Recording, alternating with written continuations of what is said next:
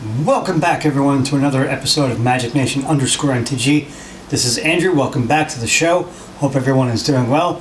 So today we got a brand new episode for you that I've been very much delaying as I've been dealing with some issues of my health journey lately.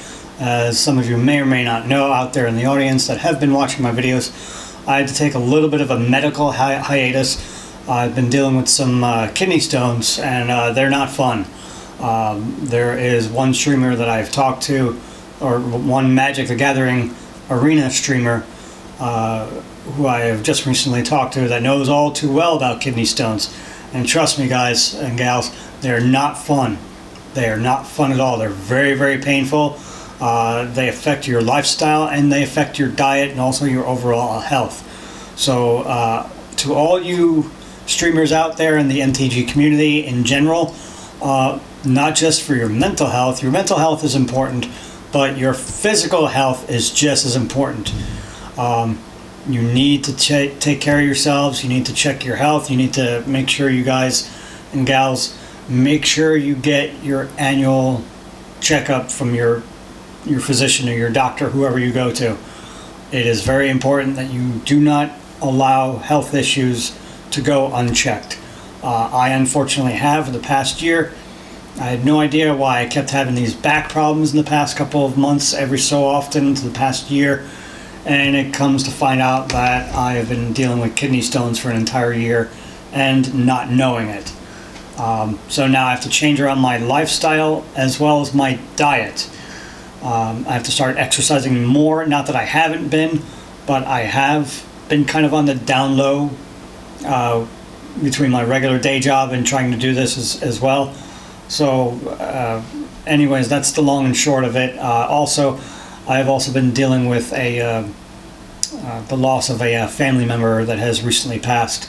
So I'm still not all there. I wouldn't say not mentally, I am, but I'm kind of a mixed bag of emotions right now. So just bear with me. I've been going through a little bit of a wave of grief and sadness in the past 2 weeks or so. So again, just bear with me.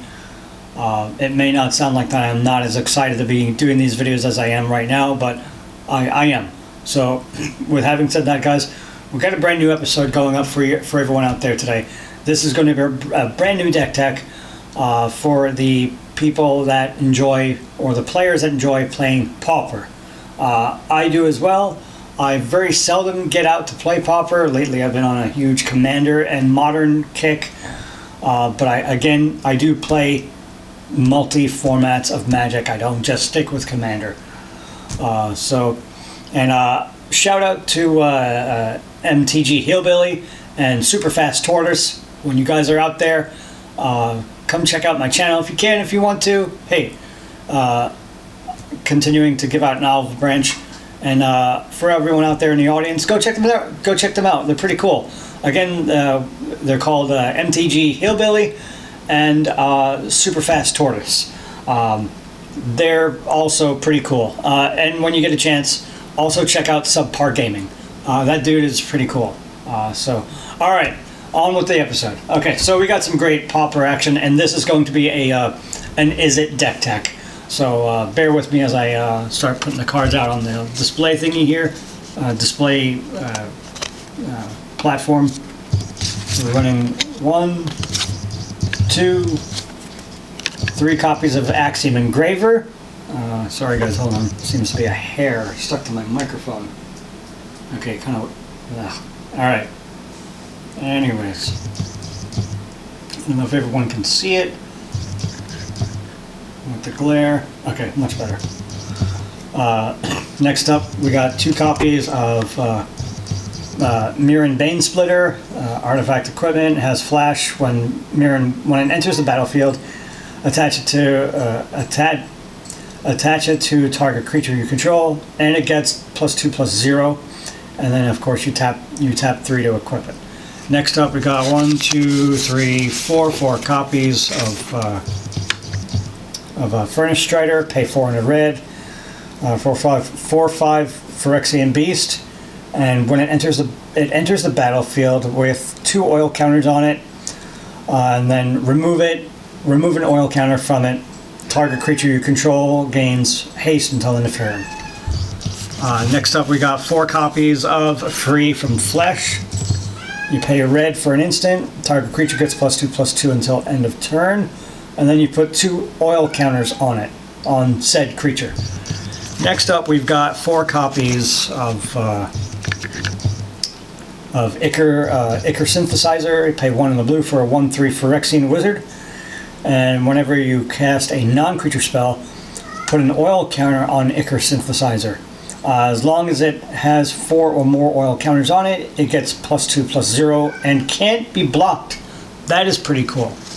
That's some pretty nasty shenanigans.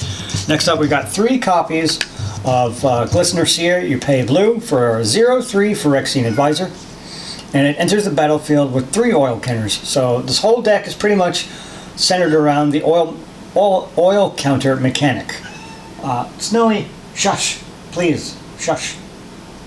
And then it says, of course, remove an oil counter from it, and then you scry 1. Next up, we got 2 copies of Gitaxian Raptor. Pay 2 in a blue for a 1/4 Phyrexian Bird, and of course it has flying. Enters the battlefield with 3 oil counters on it. Remove an oil counter from it, and it gets +1/-1 until end of turn. Next up, we've got 4 copies of Kadoltha Cackler. Pay 2 in a red for a 2/3 Phyrexian Hyena with trample. And then whenever it attacks, it gets +X/+0 until end of turn, where X is the number of permanents you control with oil counters on them. So that's actually pretty cool. Snowy, shush! Sorry, my cat likes to sound off right now. And now we've got, let's see, 4 copies of Mishra's Domination. Pay 1 in the white, 1 in the red, for an aura enchantment. And then as long as you control enchanted creature, it gets +2/+2. Otherwise, it cannot be blocked. Now that's nasty. Now we've got 4 copies, running 4 copies of Short Circuit. 1 in the blue for another aura enchantment. You could flash it in, and then you can enchant an artifact or creature. As long as enchanted permanent is a creature, it gets -3/-0. Snowy, get down. -3/-0 and loses flying. Ooh, so that's kind of a risk if you have creatures that are flying in your deck for, a Pauper deck, or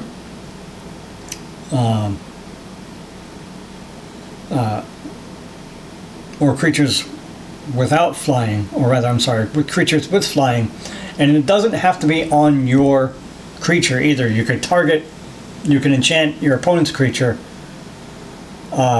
that has flying and force it to lose flying, and then it'll also get -3/-0. And finally, we've got 4 copies of Urza's Rebuff. Now, this is an interesting card because I've never seen it before, but this is probably from the Brothers War set, if I'm not mistaken. It's 1 blue for an instant. You get to choose 1 counter target spell or tap up to 2 target creatures. So you're kind of putting your opponent in a pickle, if you will. Excuse me, let me take a quick drink of water here. Hold on, guys. Sorry about that.